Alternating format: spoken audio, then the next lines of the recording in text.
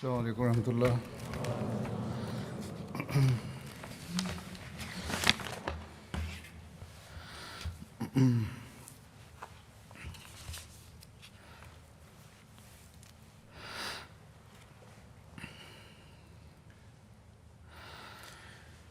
أشهد أن لا إله إلا الله وحده لا شريك له وأشهد أن محمدا عبده ورسوله أما بعد فأعوذ بالله من الشيطان الرجيم بسم الله الرحمن الرحيم الحمد لله رب العالمين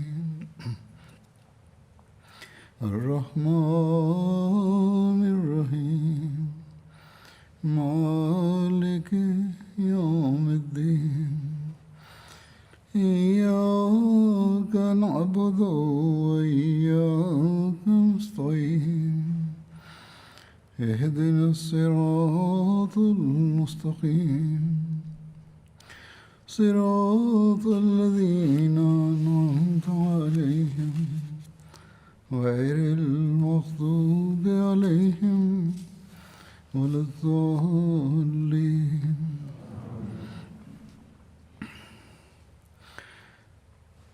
बदरी साहबा के जिक्र में Dans le cadre des récits sur les compagnons de Badr, j'évoquais le califat d'Abu Bakr as-Siddiq radhiyallahu anhu, आपके दौर में et je mentionnais les événements qui ont lieu au cours de son califat. आपके अहद खिलाफत में शाम की तरफ जो पेशकदमी हुई, J'évoquerai aujourd'hui les campagnes menées en Syrie au cours de son califat. जब हज़रत अबू बकर Siddique Quand le calife Abu Bakr as-Siddiq radhiyallahu anhu avait terminé avec les rebelles apostats और मुस्तहकम हो गया et que l'Arabie était stable, तो आपने बैरूनी जारहियत के मुर्तकिब il a मुखालिफिन commencé à réfléchir sur le conflit contre les Romains qui agressaient les musulmans de l'extérieur. थे, मुसलमानों को तंग करते रहते थे, Les Romains étaient les agresseurs qui harcelaient les musulmans. आगाह नहीं किया था. Cependant, personne n'avait rien entrepris à ce propos. ये हुकूमत को जो आजकल शाम है उसको सल्तनत रोम का La Syrie d'aujourd'hui se trouvait dans l'Empire romain à l'époque, से पुकारा जाता था. et le roi était nommé l'empereur de Rome. हुए थे Le calife Abu Bakr radhiyallahu anhu réfléchissait à ce propos lorsque Shahrabil bin Hassana s'est présenté. और आपके पास बैठ गए और अर्ज किया Il s'est assis à côté de lui et a déclaré के खलीफा au calife de l'envoyé d'Allah, sallallahu alayhi wa sallam, पर लश्करकशी के बारे में êtes-vous en train de réfléchir à propos d'une campagne militaire en Syrie? इरादा Le तो है calife Abu Bakr as-Siddiq a répondu लेकिन oui, अभी किसी को मुतलक नहीं किया. j'ai l'intention de mener une campagne इस वजह से ये là-bas, सवाल किया. mais je n'ai informé personne à ce propos jusqu'à présent. शराबील Pourquoi ने as-tu अर्ज किया, posé cette question? जी हाँ, Shahrabil bin Hassana a répondu oui au calife de l'envoyé d'Allah, sallallahu alayhi wa sallam. J'ai vu dans un rêve que vous étiez en train de marcher avec vos compagnons sur une route montagneuse difficile. आप एक बुलंद चोटी पर चढ़ गए. Ensuite, vous êtes arrivé sur un sommet élevé et vous avez regardé vers les gens. Vos compagnons étaient avec vous. इस चोटी से उतरकर एक नरम दरखेज Ensuite, vous êtes descendu de ce sommet et vous êtes parti vers une terre souple et fertile où il y avait des champs, des sources, des villages et des forteresses. कर दो. Vous avez dit aux musulmans, attaquez les polythéistes, je vous donne la garantie de la victoire et du but. Sur ce, les musulmans ont lancé l'assaut et j'étais avec cette armée en portant un drapeau. Je suis parti vers le village dont les membres m'ont demandé un gage de paix et je leur ai donné ce gage de paix. Ensuite, je suis venu auprès de vous. Vous étiez arrivé tout près d'une grande forteresse. Vous aviez remporté la victoire. Les gens de la forteresse ont voulu conclure un pacte de paix avec vous. तशरीफ फरमा हो गए. Ils ont placé un trône sur lequel vous êtes assis. Ensuite, quelqu'un vous a dit, ताला ने आपको फतह से Allah vous a accordé la victoire et Allah vous a soutenu. नवाजा. आप अपने रब का शुक्र Exprimez donc votre gratitude envers Dieu et obéissez-le. रहें. फिर उस शख्स ने इन आयात Ensuite, cet individu a récité les versets suivants. إذا جاء نصر الله والفتح ورأيت الناس يدخلون في دين الله أفواجا فسبح بحمد ربك واستغفره إنه كان توابا. Lorsque vient l'aide d'Allah ainsi que la victoire, et que tu vois les hommes entrer en troupe dans la religion d'Allah, alors glorifie ton Seigneur avec sa louange et implore son pardon. Assurément, il revient sans cesse avec compassion. Shahrabil bin Hassana déclare: j'ai ensuite ouvert les yeux. Il s'agissait donc d'un très long rêve. Sur ce, le calife Abu Bakr a déclaré: bonheur à toi, tu as vu un très bon rêve, Inch'Allah, le bien en découlera. Ensuite, le calife a déclaré: tu m'as donné la bonne nouvelle de la victoire ainsi que la nouvelle de ma mort grâce à ce rêve. En disant cela, le calife Abu Bakr avait des larmes aux yeux. Il a déclaré: la zone rocheuse que nous avons grimpée jusqu'au sommet de la montagne et le fait de regarder les gens de là-bas signifie que nous aurons des difficultés en ce qui concerne cette campagne militaire et les soldats souffriront également. Par la suite, nous aurons le dessus et nous aurons la stabilité. Descendre du sommet de la montagne et se rendre vers la terre fertile où il y a des cultures luxuriantes, des sources d'eau, des villages et des forteresses, eh bien cela signifie que nous aurons plus de facilité qu'auparavant et nous allons jouir d'une grande prospérité et d'abondance et nous aurons accès à des terres plus fertiles. En ce qui concerne l'ordre que j'ai émis aux musulmans d'attaquer l'ennemi, ainsi que ma garantie de victoire et de butin, eh bien cela signifie que j'envoie les musulmans sur les terres des polythéistes et je les incite à accomplir le djihad. Et quant au drapeau que tu as porté pour te rendre dans un de ces villages que tu as pénétré et dont les habitants ont demandé la paix que tu leur as accordée, eh bien cela signifie que tu seras l'un des commandants qui va conquérir cette région et Allah va t'accorder la victoire. La forteresse que nous avons conquise grâce à l'aide d'Allah signifie cette région qu'Allah va m'accorder. Le trône sur lequel tu m'as vu assis signifie qu'Allah va m'honorer et qu'Allah va humilier les polythéistes. L'homme qui m'a ordonné d'accomplir de bonnes œuvres et d'obéir à Allah et qui m'a récité la sourate An-Nasr m'a informé de ma mort. En effet, quand cette sourate a été révélée au saint prophète Mohammed, paix sur lui, il a su que sa mort était proche et que cette sourate lui annonçait sa mort. Ceci était donc l'interprétation de ce rêve faite par le calife Abu Bakr radhiyallahu anhu. Le calife Abu Bakr radhiyallahu anhu a décidé de préparer une armée pour la conquête de la Syrie. Et il a consulté à cet égard Omar, Othman, Ali, Abdurrahman bin Auf, Talha, Zubair, Saad bin Abi Waqqas, Abu Ubaida bin al-Jarrah et les combattants de Badr et les grands compagnons parmi les Muhajirin et les Ansar ainsi que d'autres compagnons. Quand ses compagnons se sont présentés au calife Abu Bakr radhiyallahu anhu, il a déclaré: les bénédictions d'Allah sont innombrables et les actes ne peuvent les rembourser. Louez Allah beaucoup, car il vous a favorisé et il vous a réunis sous l'égide de la déclaration de foi et il vous a réconcilié. Il vous a accordé la direction grâce à l'islam et il a éloigné Satan de vous. À présent, Satan n'a aucun espoir de pouvoir vous égarer en vous poussant vers le polythéisme et de vous pousser à rendre culte à un autre Dieu hormis Allah. Aujourd'hui, les Arabes sont une nation et les enfants des mêmes parents. Selon moi, je dois les envoyer en Syrie pour combattre les Romains. Celui qui est tué parmi eux est un martyr. Allah a préparé la meilleure récompense pour ceux qui font de bonnes œuvres, et quiconque a survécu parmi eux restera en vie en défendant l'islam et méritera la récompense des mujahidines de la part d'Allah. Ceci est mon opinion, que chacun d'entre vous me conseille à ce sujet à présent. Ainsi donc, le calife Abu Bakr a demandé leur avis à ce propos. Omar bin al-Khattab s'est levé et a déclaré: toutes les louanges sont dues à Allah qui accorde des bénédictions à qui il veut parmi ses créatures. Par Allah, vous nous avez toujours surpassés dans le bien. Ceci est la grâce spéciale qu'Allah accorde à qui il veut. Par Allah, je voulais vous rencontrer pour vous parler du même sujet. Mais Allah a décrété que je ne puisse le faire, et vous en avez fait mention de votre propre chef. Sans nul doute, votre avis est juste. Allah vous a octroyé la compréhension concernant le droit chemin. Abdurrahman bin Auf, Othman bin Affan, Talha, Zubair, Sa'ad, Abu Ubaida, Saïd bin Zayd, Ali et tous les compagnons qui étaient présents, dont les Muhajirin et les Ansar, ont tous soutenu l'opinion du calife Abu Bakr radhiyallahu anhu et ont déclaré: nous vous écouterons et nous vous obéirons. Nous ne désobéirons pas à votre ordre et nous allons répondre à votre requête.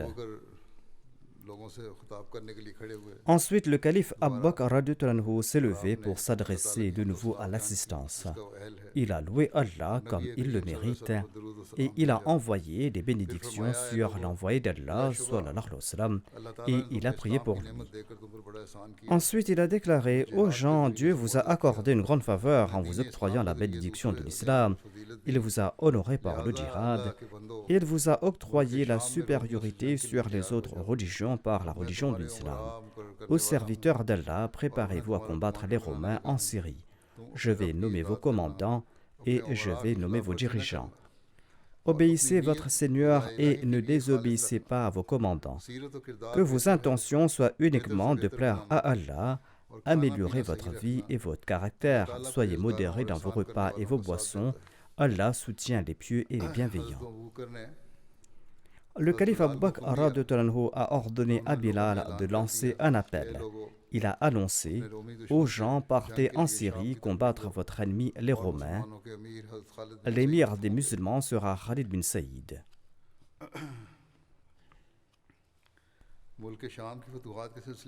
Le calife Abu Bakr as-Siddiq radhiyallahu anhu a tout d'abord envoyé Khalid bin Saïd dans cette série de campagnes en Syrie.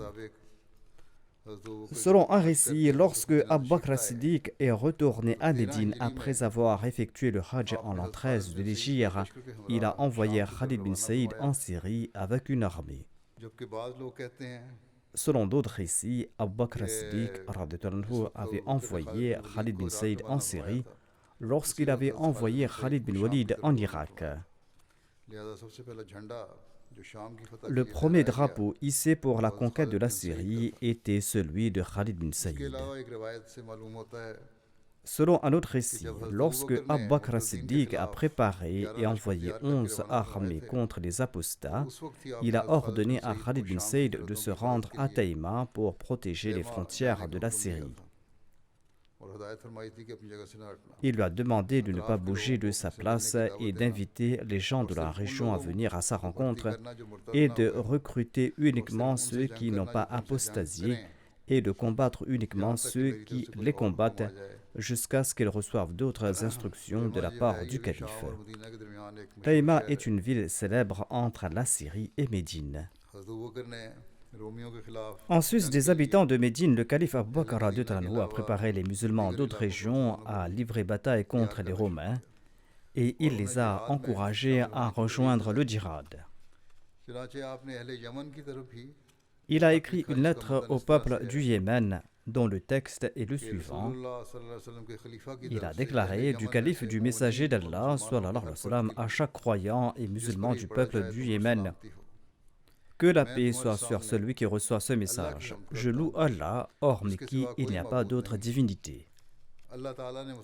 Allah a rendu le djihad obligatoire aux musulmans et il leur a ordonné de sortir avec peu de préparatifs ou en se préparant complètement. Allah a déclaré: accomplissez le djihad dans la voie d'Allah avec vos biens et vos personnes. Ainsi, le djihad est une obligation et sa récompense est très grande auprès d'Allah.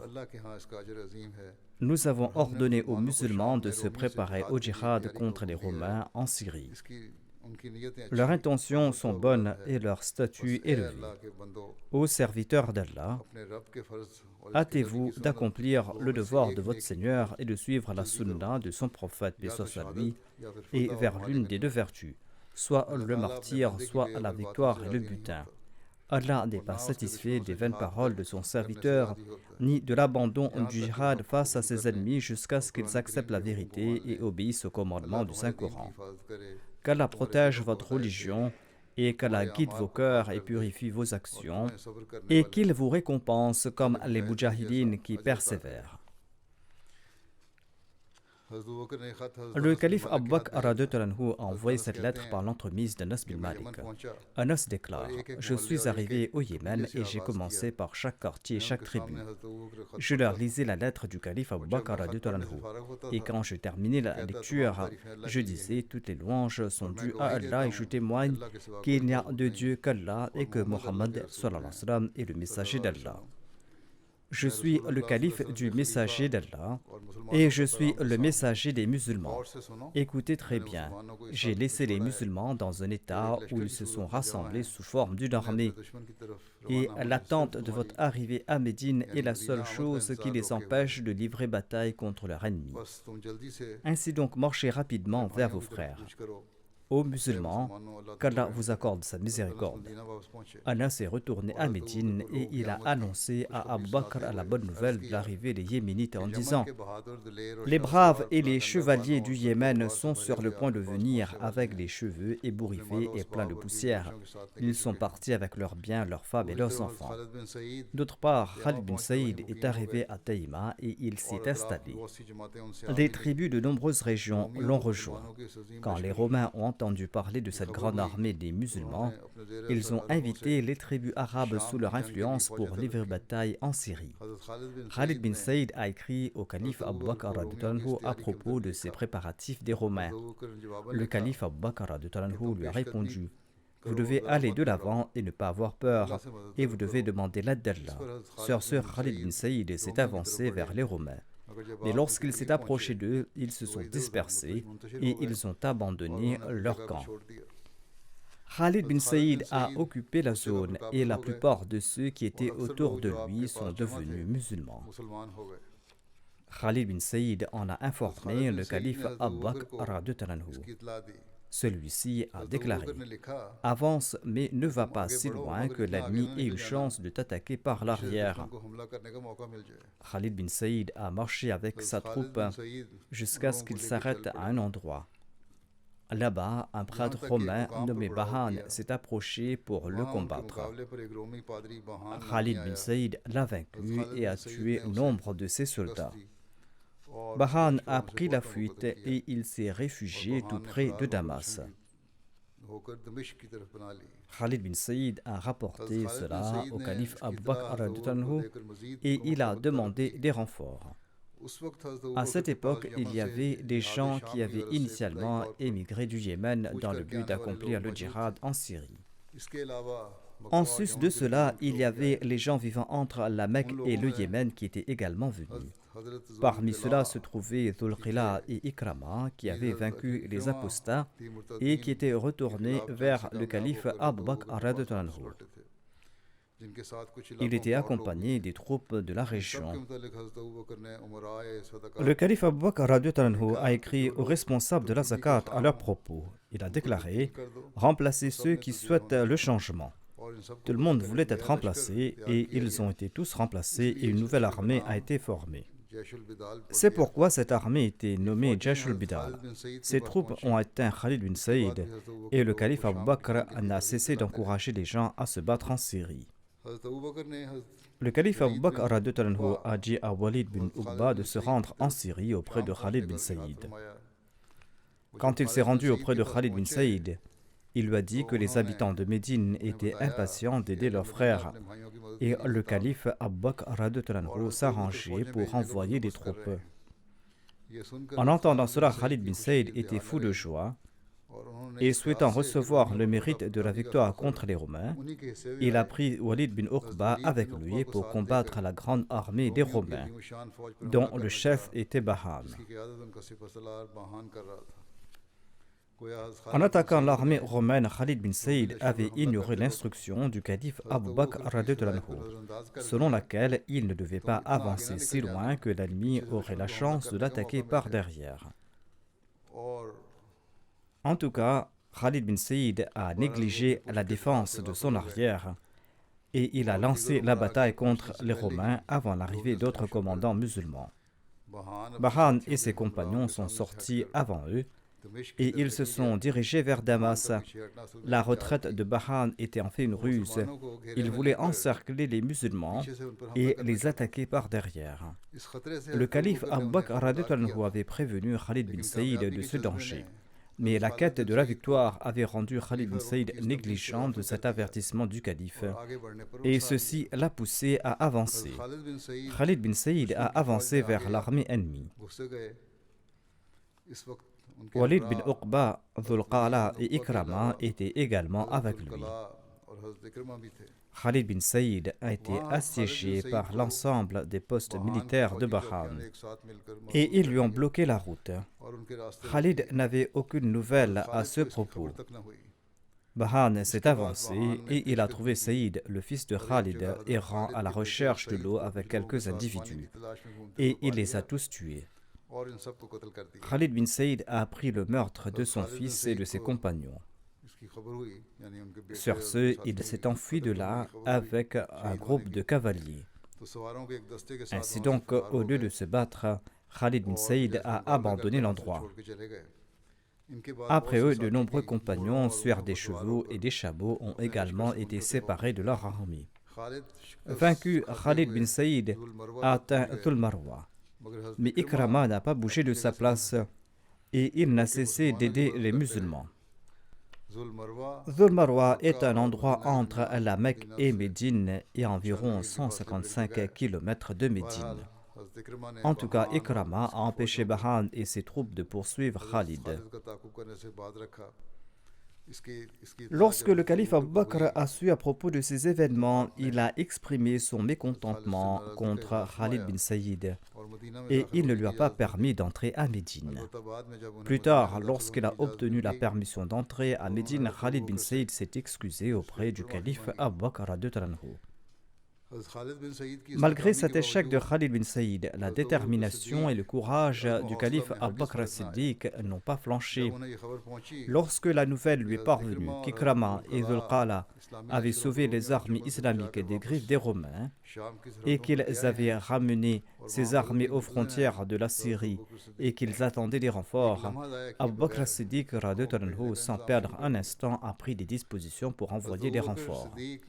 Le calife Abu Bakr as-Siddiq a préparé 4 grandes armées à cet égard et il les a envoyées dans les différentes régions de la Syrie. Voici la description de ces armées. La première armée était celle de Yazid bin Abi Sufyan. Il était le frère de Muawiyah et il était un des meilleurs hommes de la famille d'Abu Sufyan. C'était la première des 4 armées envoyées en renfort pour avancer vers la Syrie. Le calife Abu Bakr a nommé Yazid bin Abu Sufyan le commandant de cette armée. Sa responsabilité était d'atteindre Damas et de conquérir Damas et d'aider les 3 autres armées en cas de besoin. Cette armée comprenait initialement 3000 soldats. Ensuite, le calife Abu Bakr a envoyé d'autres renforts, ce qui a porté leur nombre à environ 7000 soldats. Parmi les habitants de la Mecque, Suhail bin Amr et d'autres personnes de son statut ont également rejoint cette armée de Yazid bin Abi Sufyan. Suhail bin Amr était l'un des dirigeants et des chefs subordonnés des Korachites pendant l'ère de l'ignorance et il avait représenté les incroyants de la Mecque en concluant un accord avec le saint prophète Mohammed lui, traité de paix qui a été conclu à Hudaybiyah. Il était devenu musulman à l'occasion de la conquête de la Mecque. Abu Bakr a attaché un drapeau pour Yazid bin Abi Sufyan. Il a également fait venir Rabia bin Amr et il lui a donné un autre drapeau. Il lui a dit: tu iras avec Yazid bin Abi Sufyan. Ne le désobéis pas et ne t'oppose pas à lui. Ensuite, il a dit à Yazid bin Abi Sufyan, si tu considères approprié de confier le commandement de l'avant-garde de ton armée à Rabia bin Amr, eh bien fais-le. Il est l'un des meilleurs cavaliers de l'Arabie et il fait partie des nobles de ton peuple. J'espère aussi qu'il est l'un de ses serviteurs vertueux d'Allah. Yazid a déclaré, votre bonne opinion à son sujet et votre espoir à son propos ont encore augmenté mon amour pour lui. Le calife Abu Bakr radhiyallahu anhu a marché en sa compagnie. Yazid bin Abi Sufyan a déclaré au calife de l'envoyé d'Allah, sallallahu alayhi wa sallam, prenez une monture ou permettez-moi de marcher à vos côtés, car il me déplaît d'être sur une monture tandis que vous marchez à pied. Sur ce, le calife Abu Bakr radhiyallahu anhu a déclaré, je ne monterai pas sur une monture et toi tu ne descendras pas de la tienne. Je suis en train de mener ces pas dans la voie d'Allah. Ensuite, il a conseillé à Yazid, ô Yazid, je te conseille de craindre Allah, de lui obéir, de te sacrifier pour lui et d'avoir peur de lui. Quand tu combattras l'ennemi et qu'Allah t'accorde la victoire, eh bien, ne sois pas malhonnête et ne mutile pas l'ennemi, c'est-à-dire ne défigure pas les morts des ennemis, et ne viole pas tes pactes, et ne sois pas lâche, et ne tue pas des enfants en bas âge, ni les vieillards, ni les femmes, et ne brûlez pas les palmiers dattiers, et ne détruisez pas les vergers, n'abattez aucun arbre fruitier. N'abattez aucun animal sauf pour le consommer. Il ne faut pas qu'ils s'abattent ou tuent des animaux sans raison. Vous allez croiser des gens qui se sont voués à Allah dans les églises. Laissez-les et ce pourquoi ils se sont voués. C'est-à-dire qu'il ne faut rien dire aux moines et aux prêtres des églises. Vous trouverez aussi des gens dont les cheveux ont été rasés par le milieu par Satan. La partie médiane de leur tête ressemblera à un faisan creusant un trou dans le sol pour pondre des œufs. Un récit rapporte ces paroles. Vous allez trouver des gens qui se sont rasés la tête du milieu et ils ont laissé des mèches de cheveux des deux côtés. Frappez les parties rasées de leur tête avec l'épée. Il existe différents récits concernant ceux que le calife a ordonné de tuer. On dit qu'il s'agissait d'un groupe de chrétiens qui n'étaient pas des moines, mais qui étaient des chefs religieux qui avaient incité les autres à combattre les musulmans et qui participaient également au combat. C'est pourquoi le calife Abu Bakr a dit qu'on ne doit pas toucher les moines qui sont à l'intérieur des cloîtres, mais il a demandé de combattre les suivants de ceux qui incitent les autres à se battre contre les musulmans, ainsi que ces fauteurs de troubles eux-mêmes, parce qu'ils participent aussi au combat et parce qu'ils incitent les autres à se battre. Le calife a aussi déclaré, vous devez vous battre contre eux jusqu'à ce qu'ils se tournent vers l'islam ou deviennent impuissants et payent la jizya. Quiconque aide Allah et son messager, Allah le soutient de l'invisible.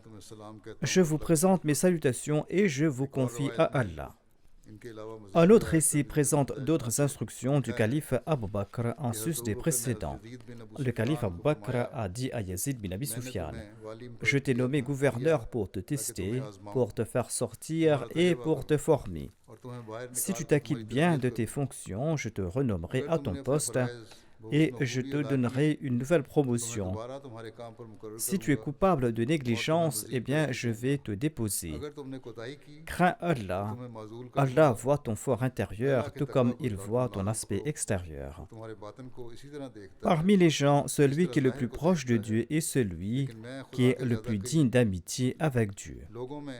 La personne la plus proche de Dieu est celui qui est la plus proche de lui par ses actions. Je t'ai nommé à la place de Khalid bin Saïd. Évite les préjugés de l'époque de l'ignorance. Allah est ses pratiques et il est aussi ceux qui sont coupables de ces pratiques.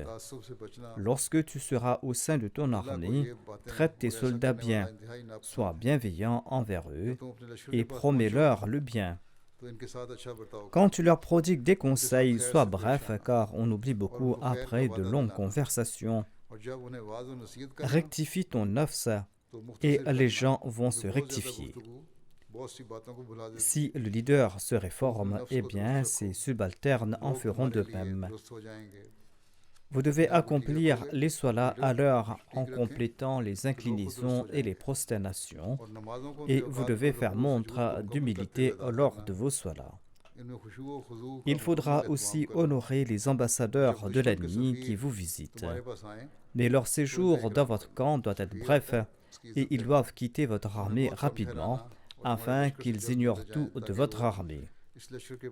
Il est d'autant plus sage de réduire le séjour des ambassadeurs et de les renvoyer rapidement. Il ne faut pas les informer à propos de vos provisions, sinon ils connaîtront vos lacunes et auront des informations sur vous. Gardez-les dans le giron de votre armée et empêchez votre peuple de leur parler. Lorsque vous allez leur parler, ne révélez pas vos secrets, sinon votre affaire sera confuse. Lorsque tu demandes conseil à quelqu'un, dis la vérité et tu auras des bons conseils. Ne cache pas tes informations au conseiller, sinon tu vas souffrir. Quand on demande conseil à quelqu'un, il faut l'informer de tous les détails afin qu'il puisse prodiguer des conseils justes et afin que l'on ne subisse pas des pertes. Parle à tes amis à la nuit et vous allez obtenir de nombreuses informations et vous allez découvrir des choses cachées. Gardez plus d'hommes dans les forces de sécurité et vous devez les répartir dans toute l'armée. Il faut souvent faire des inspections sans préavis. Disciplinez celui qui est négligent à son poste, mais ne soyez pas excessif dans les punitions. Fixez leur tour de garde la nuit. Gardez le tour de la première partie de la nuit plus longue que celui de la dernière partie de la nuit, car ceci sera plus facile en raison de la proximité du jour. Le tour de garde du début de la nuit doit être plus long, car il est plus facile de se maintenir éveillé. Le tour de garde à la fin de la nuit doit être plus court. N'ayez pas peur de punir les coupables et ne soyez pas indulgents. Ne vous précipitez pas pour punir et n'ignorez pas non plus les punitions. Ensuite, il lui a dit, ne néglige pas ton armée de peur qu'elle ne se corrompt et ne la déshonore pas en l'espionnant.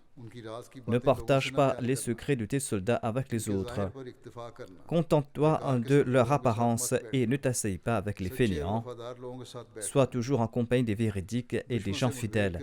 Résistez aux assauts des ennemis. Ne sois pas un lâche, sinon les autres aussi seront des lâches. Évite toute malhonnêteté concernant le butin, car cela rapproche de la pauvreté et endigue la victoire et le triomphe. Vous allez trouver des gens qui se sont consacrés aux églises. Laissez-les à leur tâche pour laquelle ils se sont engagés. Ainsi donc, il s'agit d'une feuille de route complète qu'il est important à chaque dirigeant et à chaque responsable de suivre. Ensuite, le calife Abu Bakr a pris la main de Yazid et il lui a dit en lui souhaitant adieu, « Tu es la première personne que j'ai nommée commandant parmi les dignitaires musulmans, des dignitaires qui ne sont pas de statut inférieur, qui ne sont pas faibles, qui ne sont pas méchants et qui ne sont pas non plus violents et extrémistes sur le plan religieux. Tu dois bien les traiter et tu dois être bienveillant envers eux. Et tu dois garder ton bras penché et tu dois les consulter sur des questions importantes et tu dois être bienveillant envers eux. Qu'Allah fasse que tes compagnons soient bienveillants envers toi et qu'ils m'aident à remplir les responsabilités du califat. Ensuite, Yazid a pris son armée et il est parti pour la Syrie. Le calife Abu Bakr as-Siddiq radhiyallahu anhu avait l'habitude de prier chaque matin et chaque soir après les prières d'Al-Fajr et d'Asr en disant « Ô Allah, tu nous as créés tandis que nous n'étions rien et tu nous as envoyé un messager déversant ta miséricorde et ta grâce sur nous. Et tu nous as guidés quand nous étions égarés et tu as mis l'amour de la foi dans nos cœurs alors que nous étions incroyants. Nous étions peu nombreux et tu nous as multipliés. Nous étions désunis et tu nous as rassemblés. Nous étions faibles et tu nous as donné la force.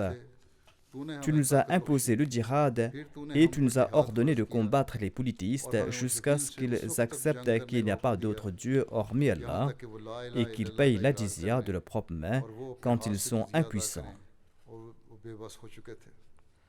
Il devait se convertir à l'islam ou payer la jizya. Le calife Abu Bakr disait dans sa prière « Ô Allah, nous recherchons ton agrément en échange du djihad contre ton ennemi qui t'a associé des partenaires et qui a adoré d'autres dieux à part toi. Ô Allah, il n'y a de Dieu que toi. Ta gloire est bien plus élevée que ce que disent les injustes. Ô Allah, aide tes serviteurs musulmans contre tes ennemis idolâtres. Ô Allah, accorde-leur une victoire facile et aide-les pleinement. Rends-les moins courageux parmi eux courageux, accorde-leur la constance et fais chanceler leurs ennemis, et place la terreur dans leur cœur et détruis-les. Coupe leurs racines et détruis leurs champs, et fais de nous les héritiers de leurs terres, et de leurs maisons, et de leurs richesses, et de leurs signes, et sois notre gardien, et sois miséricordieux envers nous. Ô Allah, arrange nos affaires. Fais que nous soyons toujours reconnaissants pour mériter tes bénédictions. Pardonne-nous ainsi qu'aux croyants et aux croyantes, aux musulmans et aux musulmanes. Pardonne à ceux qui sont vivants et à ceux qui sont morts. Qu'Allah nous accorde la fermeté à la fois en ce monde et dans l'au-delà. En vérité, Allah est bienveillant et miséricordieux envers les croyants. La deuxième armée envoyée par le calife Abu Bakr était celle de Shahrabil bin Hassana.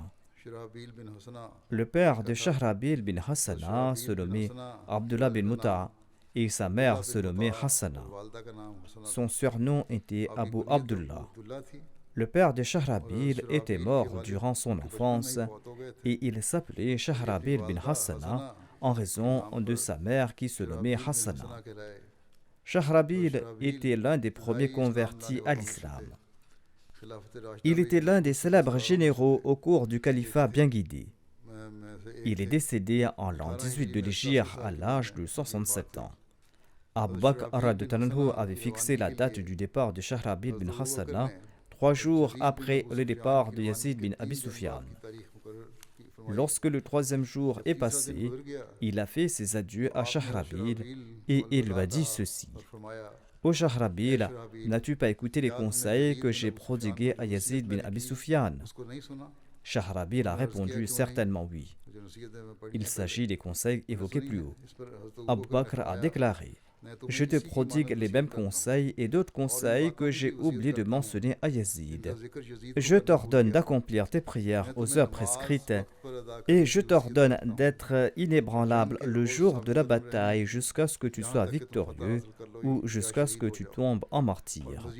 Je te conseille de visiter les malades et d'assister aux funérailles et d'invoquer Allah abondamment dans chaque situation.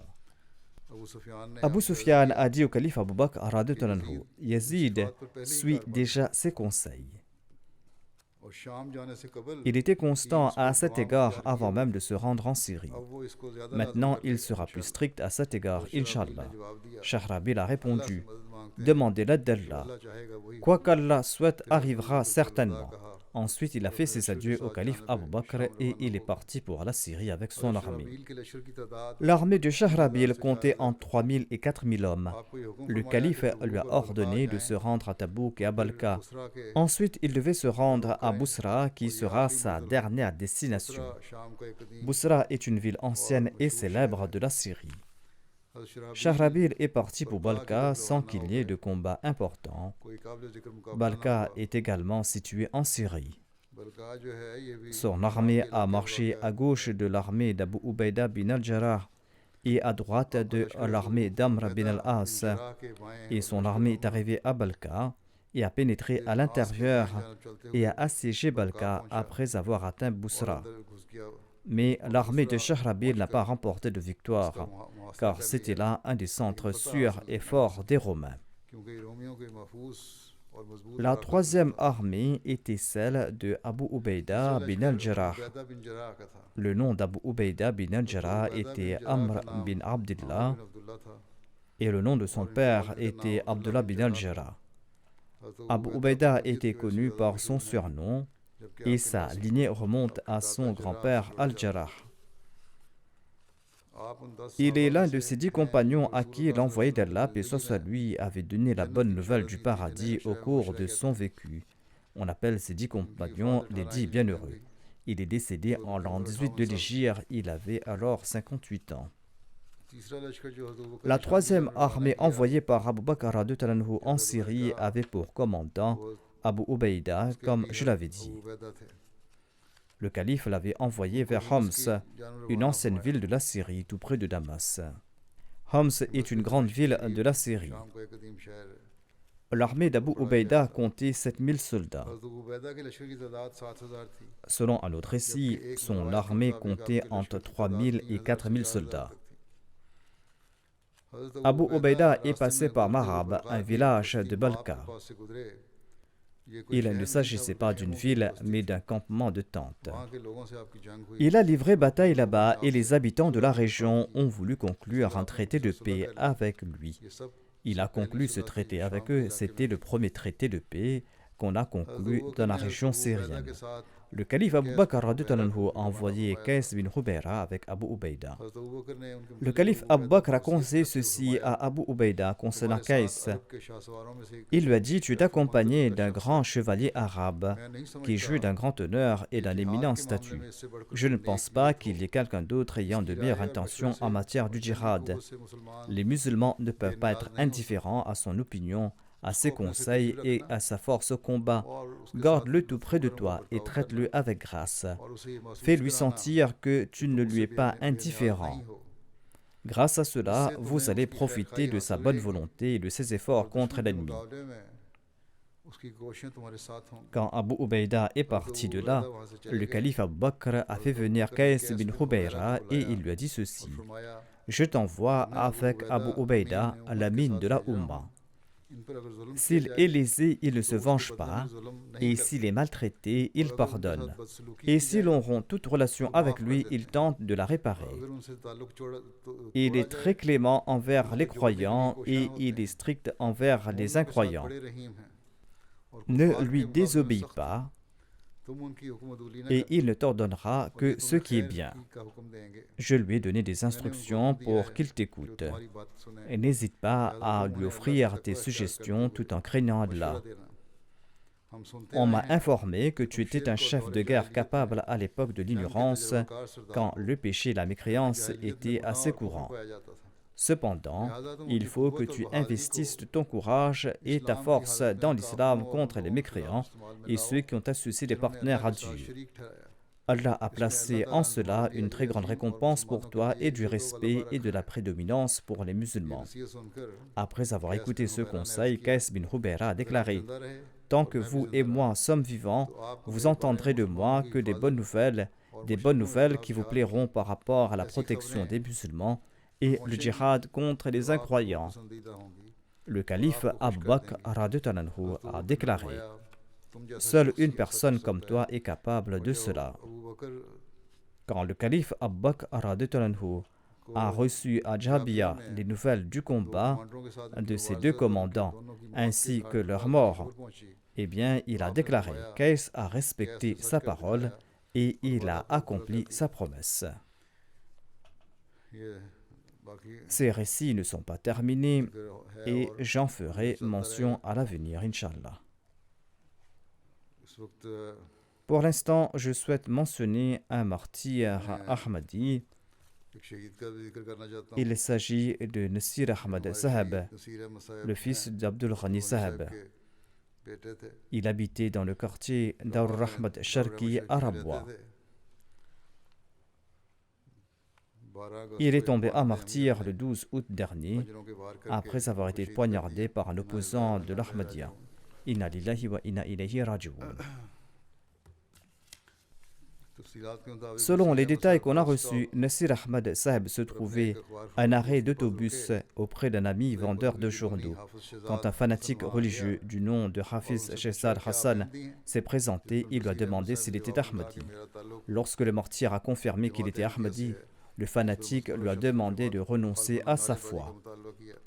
Lorsque le martyr a refusé de le faire, le meurtrier a fait sortir un couteau et l'a poignardé plusieurs fois et il l'a tué en quelques secondes. Le défunt avait 62 ans au moment de tomber en martyr. L'assassin, quant à lui, n'a exprimé aucun remords et il a même déclaré qu'il referait la même chose si on lui présentait l'occasion. Tout l'incident s'est passé en 1 minute. En 2 ou 3 minutes, on l'a transporté à l'hôpital, mais le décret d'Allah était tout autre. Et tous les coups que le martyr avait reçus étaient mortels et il est tombé à martyr. L'Ahmadiyya a été introduit dans la famille du martyr par l'intermédiaire de son grand-père, Ferozdin Sahab, de Raipur, du district de Sialkot. Il avait prêté allégeance en 1935 à l'époque du deuxième calife. Le martyr n'a pas fait des études poussées après ses enseignements primaires et il s'est consacré à l'exploitation agricole de sa famille. 10 ans de cela, il avait vécu à l'étranger pour quelque temps. Il a travaillé en Malaisie avant de retourner au Pakistan. 10 ans de cela, il a déménagé de Raipur du district de Sialkot pour venir s'établir à Rabwa. Il était au chômage ces jours-ci et il était un patient cardiaque. Il passait beaucoup de temps à rendre service à la Jamaat dans son quartier. Ces jours-ci, il servait comme Muntazim Isar de l'Ansarullah et il était un collecteur de fonds pour le département des finances. Il possédait de nombreuses qualités. Il était toujours prêt à aider les autres, en particulier les orphelins et les pauvres. Il s'occupait également du nettoyage de la mosquée. Le défunt était très honnête, sociable, courageux. Il était un travailleur acharné. Il s'était fracturé la jambe et il avait des difficultés à marcher. Mais cela ne l'empêchait pas de se présenter la nuit pour servir la Jamaat chaque fois qu'on faisait un appel. Il écoutait régulièrement le sermon du vendredi. Il était régulier dans ces soirs-là et il encourageait les gens de son quartier à en faire de même. Il avait une grande affection pour le califat. Chaque matin, après la prière d'Al-Fajr, il écoutait le Saint-Coran sur son portable pendant 1 heure. Il se rendait au cimetière et à la Bahishti Maqbara presque tous les jours pour prier pour les défunts. Le président du quartier déclare: chaque fois qu'on avait besoin de l'aide pour servir la Jamaat, le défunt se présentait aussitôt et jamais il n'a refusé d'offrir son aide. Mubaraka Sahiba, la fille du défunt, déclare quant à elle: quelques jours avant son martyr, le défunt avait vu une foule de gens dans un rêve et tout le monde était triste. Il a fait de l'aumône après ce rêve. Ces derniers temps, il avait souvent répété qu'il sentait que son décès était proche. Le défunt laisse derrière lui son épouse Parveen Akhtar Sahiba et 3 filles. Qu'Allah leur accorde à toutes la patience et le courage. Le frère du défunt, Tanvir Akhtar Sahab, déclare quant à lui: bien que mon défunt frère n'avait pas de grandes connaissances séculières et religieuses, il avait un très grand sens de l'honneur à l'égard de la Jamaat depuis son enfance et il avait un immense amour pour le califat. Il était quelqu'un au cœur simple et altruiste et il était content de voir la joie des autres. Il rentrait de Lahore pour l'Aïd et ramenait à chaque fois beaucoup de provisions et il se faisait coudre de beaux habits qu'il portait uniquement pour l'Aïd. Ensuite, il m'offrait ses vêtements car je suis en Waqf Zindagi et il prenait mes anciens habits en retour.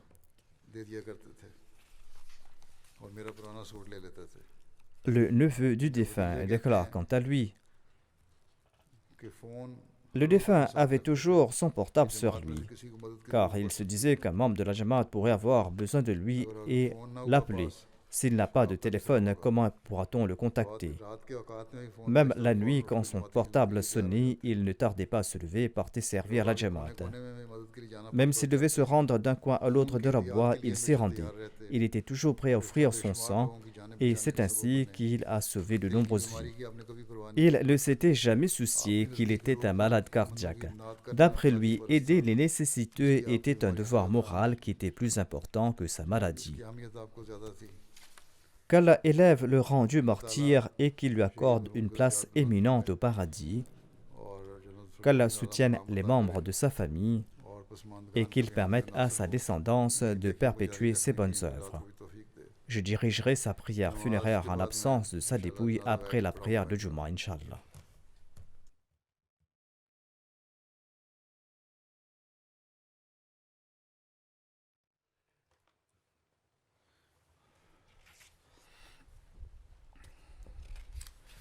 Alhamdulillah.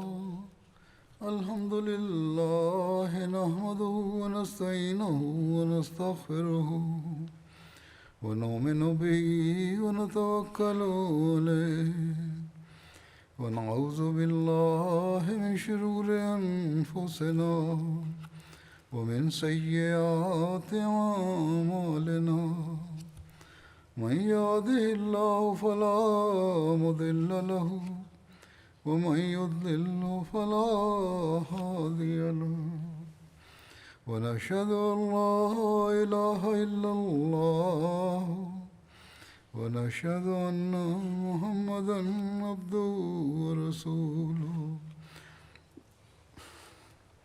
عباد الله رحمكم الله إن الله يأمر بالعدل والإحسان وإيتاء ذي القربى وينهى عن الفحشاء والمنكر والبغي يعظكم لعلكم تذكرون اذكروا الله يذكركم وادعوه